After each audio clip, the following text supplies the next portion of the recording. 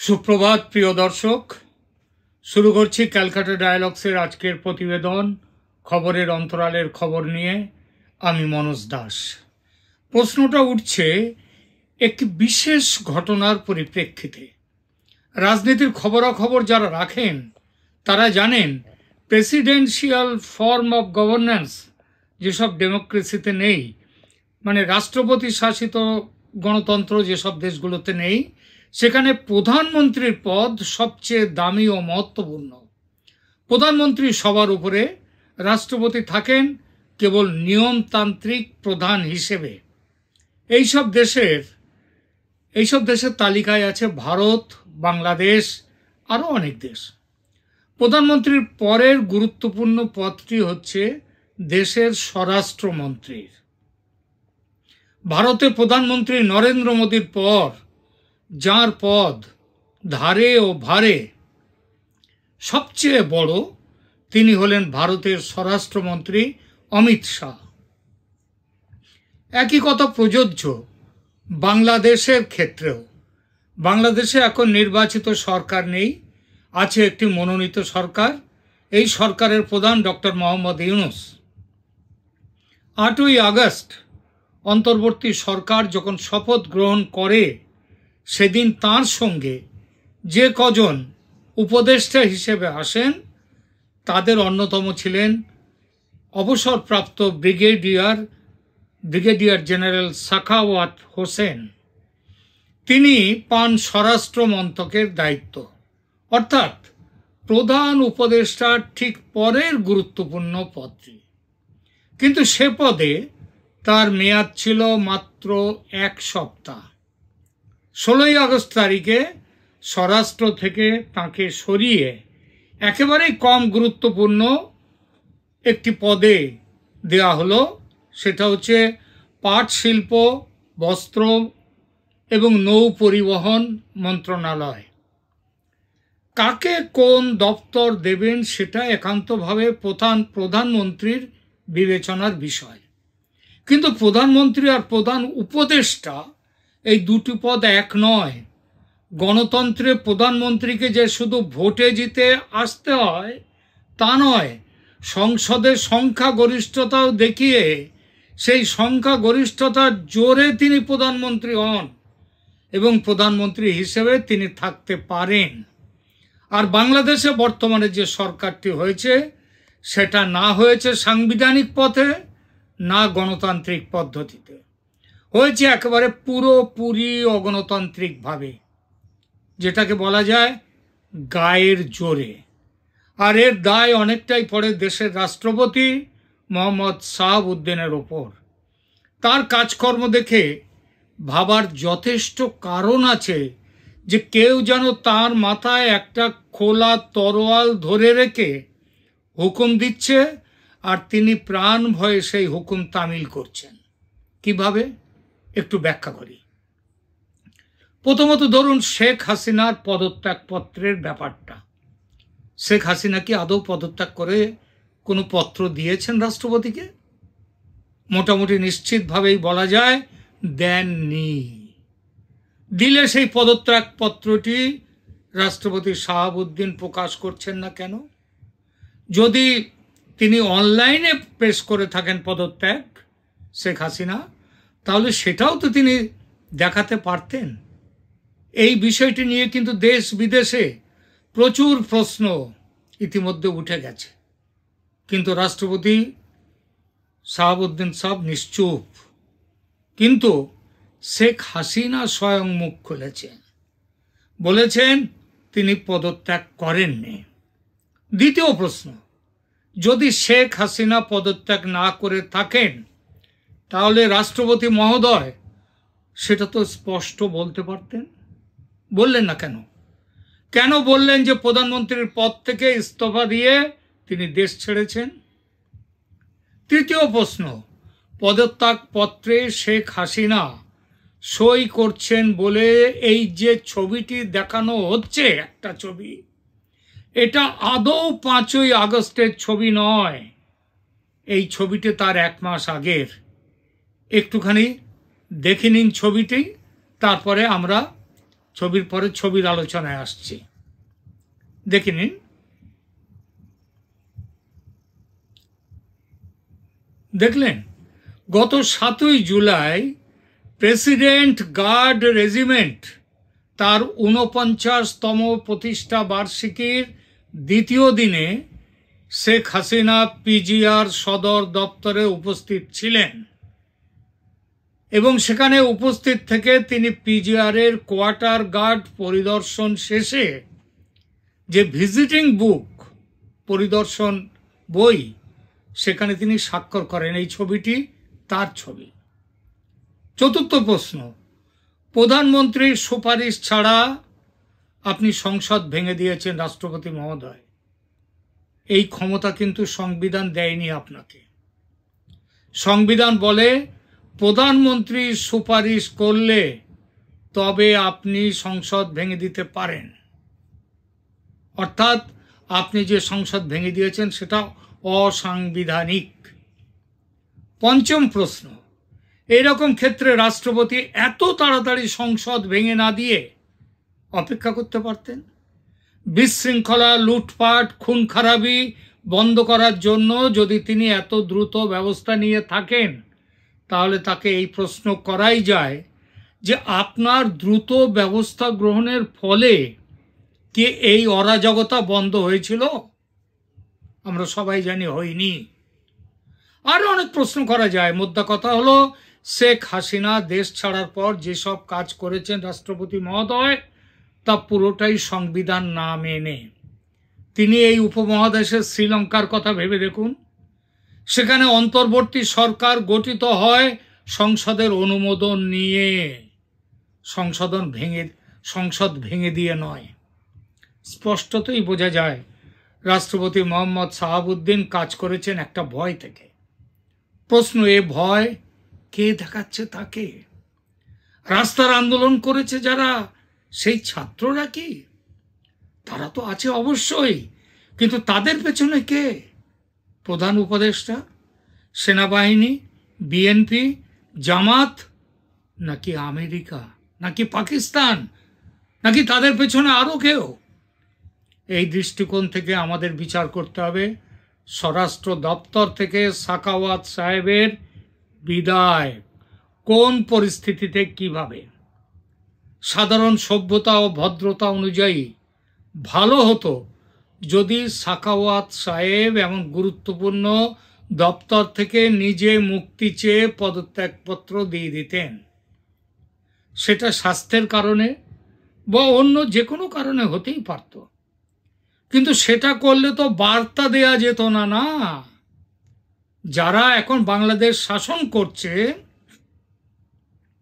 তারা যে ওই বার্তাটা দিতে পারতো না। কি বার্তা, এটা ভাবছেন তো?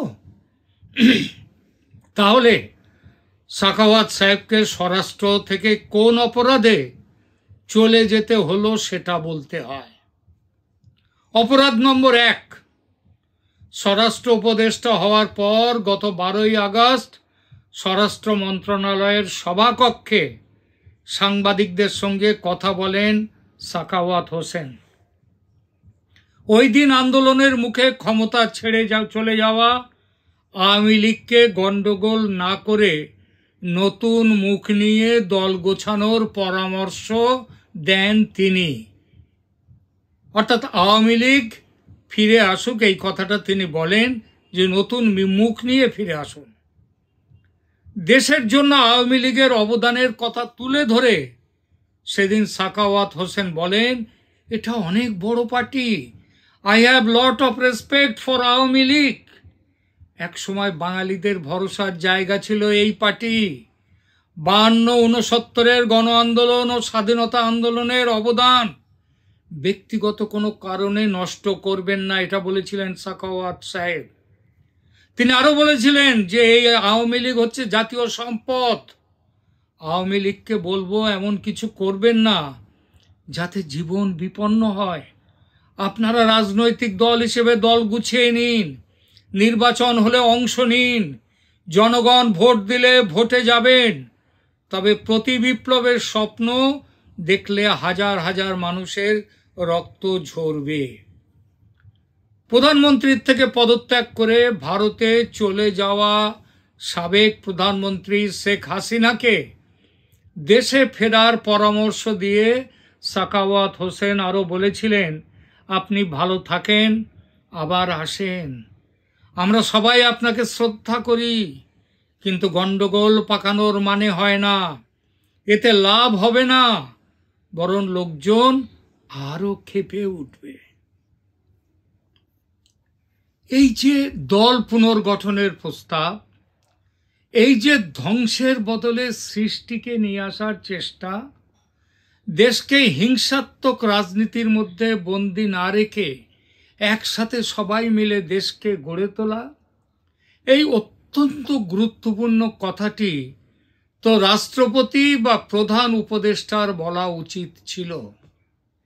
নইলে বিএনপি জামাত তাদের বাদ রেখে ভোট করার যে অভিযোগ আওয়ামী লীগের বিরুদ্ধে উঠেছে, সেই অভিযোগ তো বর্তমানে যারা ক্ষমতায় আছে তাদের বিরুদ্ধেও উঠবে যদি আওয়ামী লীগকে পুনর্বাসন দেওয়ার সুযোগ না দেওয়া হয়। সাখাওয়াত সাহেব কি অন্যায়টা বলেছেন তাহলে? অথচ দেখুন, তার এই বক্তব্যের প্রতিবাদ জানালো বৈষম্য বিরোধী ছাত্র আন্দোলনের সমন্বয়করা। এক বিক্ষোভ সমাবেশে বৈষম্য বিরোধী ছাত্র আন্দোলনের অন্যতম সমন্বয়ক হাসনাত আবদুল্লাহ তিনি বললেন, আজকের উপদেষ্টার কেউ কেউ খুনিদের পুনর্বাসন করার বক্তব্য দিচ্ছেন। আমি তাদের মনে করিয়ে দিতে চাই, ছাত্র জনতার অভ্যুত্থানের মধ্যে দিয়ে আপনারা উপদেষ্টা হয়েছেন। খুনি হাসিনাকে পুনর্বাসনের বক্তব্য যারা দিতে চায়, আমরা ছাত্র জনতা যেভাবে তাদের উপদেষ্টা বানিয়েছি ঠিক সেইভাবে আবার গদি থেকে নামাতে দ্বিধা করব না। কি ভয় দেখানো দেখুন। এবং ওই রাতেই সাখাওয়াত হোসেনের পদত্যাগের দাবিতে ঢাকায় বিক্ষোভ কর্মসূচি পালন করে বিএনপির নেতাকর্মীরা। পরে মঙ্গলবার 13 আগস্ট সাবেক প্রধানমন্ত্রী শেখ হাসিনার ছেলে সাজিব ওয়াজেদ জয় অভিযোগ করেছিলেন, অন্তর্বর্তীকালীন স্বরাষ্ট্র উপদেষ্টা বাংলাদেশের একটি বড় দল হিসেবে আওয়ামী লীগকে পুনর্গঠন করতে বলেছেন। কি অন্যায় বলেছেন? সেই একই জনতা কোনোভাবেই তার সৎ পরামর্শ মেনে নিতে পারেনি। উল্টে তারা, সজীব বলছেন, আমার মায়ের মতো একই পরিণতি ভোগ করার জন্য স্বরাষ্ট্র উপদেষ্টাকে হুমকি দিয়েছে। অপরাধ নম্বর 2, বাংলাদেশের সংবিধানের প্রস্তাবনা বা প্রিঅ্যাম্বল, সেখানে বলা আছে এদেশ ধর্মনিরপেক্ষ, সেকুলার, সব ধর্মের মানুষের সমান অধিকার। অথচ পরে এটাও বলা আছে এদেশের রাষ্ট্রধর্ম হচ্ছে ইসলাম। এটা সুকুমার রায়ের সেই হাঁসজারু গোছের ব্যাপার হয়ে গেল না? সাখাওয়াত সাহেব সেকুলার অংশ পড়েছেন, তবে রাষ্ট্রধর্ম ইসলাম পোর্শনটা বোধহয় মনে রাখেননি। সেটা মনে না রেখে তিনি দুর্গাপূজায় 3 দিন ছুটি রাখার প্রস্তাব দিয়েছিলেন। দুর্গাপূজায় হিন্দুদের জন্য তিনি 3 দিন ছুটির প্রস্তাব দিয়েছিলেন। এই অপরাধ ক্ষমা করা যায়? হ্যাঁ, এটা তো সেই আওয়ামী লীগের মতো অপরাধ। অপরাধ নম্বর 3, এইটাই হচ্ছে মারাত্মক। গত 12ই আগস্ট ঢাকার CMH হাসপাতালে আহত আনসার সদস্যদের তিনি দেখতে যান। আনসার বাহিনীর সদস্যরা যে সেই আহত হয়েছিল, আপনাদের মনে আছে সেটা, তারা সচিবালয় ঘেরাও করেছিলেন, সচিবালয়ের গেটে কাউকে ঢুকতে দিচ্ছিলেন না। তখন ওই বিশ্ববিদ্যালয় থেকে ছাত্ররা তারা চলে এসে তাদেরকে পিটিয়ে সেখান থেকে তুলে দেয়। শুধু পেটানো নয়, তারা সেখানে কি চালিয়েছেন সেটা বলছি। তিনি কি বলেছেন আমাদের এই সাখাওয়াত সাহেব, সেটা বলি আপনাদের। সেখানে তিনি সাংবাদিকদের বলেন ওই সিএমএইচ হাসপাতালে গিয়ে যে আহত সদস্যদের, আনসার সদস্যদের বক্তব্য আমার কাছে আশ্চর্য লাগছে। সিভিলিয়ান পোশাকে অনেকেই 7.62 mm রাইফেল চালিয়েছে আনসার বাহিনীর ওপর। ম্যাসিভ ইনভেস্টিগেশন দরকার। এরা কারা? কাদের হাতে 7.62 mm রাইফেল তুলে দেওয়া হয়েছে? তারা কিভাবে পেল? চিকিৎসকরা দেখালেন 7.62 পুরো বুলেট আনসার বাহিনীর তাদের শরীর থেকে বার করা হয়েছে। এটা খুবই উদ্বেগজনক।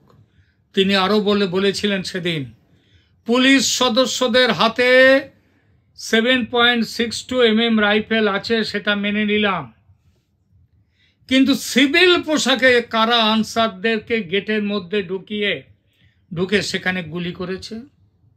এটা খুবই মারাত্মক। তার মানে আমরা সিভিলিয়ানকেও তাদের হাতেও অস্ত্র তুলে দিয়েছি, তাদেরকে আর্মড করেছি। যে অস্ত্র সিভিলিয়ানের হাতে যাওয়ার কথা নয়, যে অস্ত্র পুলিশ র্যাবকে অথরাইজড করা হয়েছিল, সেই অস্ত্র কিভাবে বাইরে গেল? আমি এই ধরনের স্বৈরাচার ব্যবস্থা দেখিনি। আনসার বাহিনীকে কারা পিটিয়েছিল? আপনাদের হয়তো মনে আছে, ছাত্ররা। নিরস্ত্র আনসারদের লক্ষ্য করে কারা গুলি চালিয়েছিল? ছাত্ররা। কোথা থেকে পেয়েছে রাইফেল? অন্য কেউ বলছেন না, বলছেন স্বরাষ্ট্র উপদেষ্টা স্বয়ং। তিনি করছেন প্রশ্নটা। এমন অভিযোগ উঠলে তাকে কি আর রাখা যায় পদে? যাও বাবা, বস্ত্রশিল্প বন্ধ হওয়ার জোগাড়, তুমি যাও সেখানে, শহীদ হও সেখানে গিয়ে। তদন্ত করতে গেলে সব ফাঁস হয়ে যাবে। 5ই আগস্টের আগেই যে ছাত্র জনতার হাতে রাইফেল পৌঁছে গিয়েছিল সেটাও প্রমাণিত হয়ে যেত। আর তাহলে এত মানুষ মারার যে অভিযোগ পুলিশের ঘাড়ে দেয়া হচ্ছে, সেই অভিযোগ পুলিশের ঘাড়ে পুরো পড়তো না, কিছুটা চলে আসতো ছাত্রদের ওপর, কিংবা ছাত্র নামধারী যে গুন্ডারা যে যাচ্ছিল তাদের ওপর। জানা যেত কারা তাদের হাতে তুলে দিয়েছিল এই অস্ত্র, আর্মির কোন ব্যাটালিয়ান, পুলিশের কারা। এক বিরাট ষড়যন্ত্র। ছাত্র সমন্বয়করা বলতে পারবেন এই ষড়যন্ত্র কিভাবে হয়েছিল, কারণ মাথা তো তারাই। তারা কোত্থেকে নির্দেশ পেয়েছে? রাওয়ালপিন্ডি না নিউ ইয়র্ক না আর কোনো জায়গা থেকে? সব জানা যাবে। আপাতত বোতলের ছিপি আটকানো গেছে ঠিকই, কারণ সাখাওয়াত হোসেনকে তার স্বরাষ্ট্র দপ্তর থেকে সরিয়ে দেওয়া হয়েছে। কিন্তু একদিন না একদিন ঠিক ছিপি খুলে যাবে বোতলের। সেদিন দেখা যাবে কোন দৈত্য আছে সেই বোতলের ভিতর। সেদিন কিন্তু একদিন আসবেই। এখনকার মতো এখানেই শেষ করছি। তবে শেষ করার আগে একটি কথা বলার আছে। আপনারা জানেন সর্বকালের সর্বশ্রেষ্ঠ বাঙালি নামের যে সমীক্ষাটি আমরা শুরু করেছি, গত বেশ কয়েকদিন ধরে প্রচুর মানুষ আমাদের সেই সমীক্ষায় সাড়া দিয়েছেন এবং দিচ্ছেন। আপনি যদি এখনও আপনার তালিকা না পাঠিয়ে থাকেন তবে এখনই পাঠিয়ে দিন। পছন্দের ক্রম অনুসারে 5 জন শ্রেষ্ঠ বাঙালির নাম লিখুন আমাদের কমেন্ট সেকশনে এবং পাঠিয়ে দিন। এই সঙ্গে সাবস্ক্রাইব করে দিন ক্যালকাটা ডায়ালগস নামে আমাদের এই চ্যানেলটি। এছাড়া আমাদের ইমেল আইডি আছে calcatadialogsmanoj@gmail.com। এই ঠিকানাও পাঠাতে পারেন আপনাদের পছন্দের তালিকা। ধন্যবাদ। Have a good day.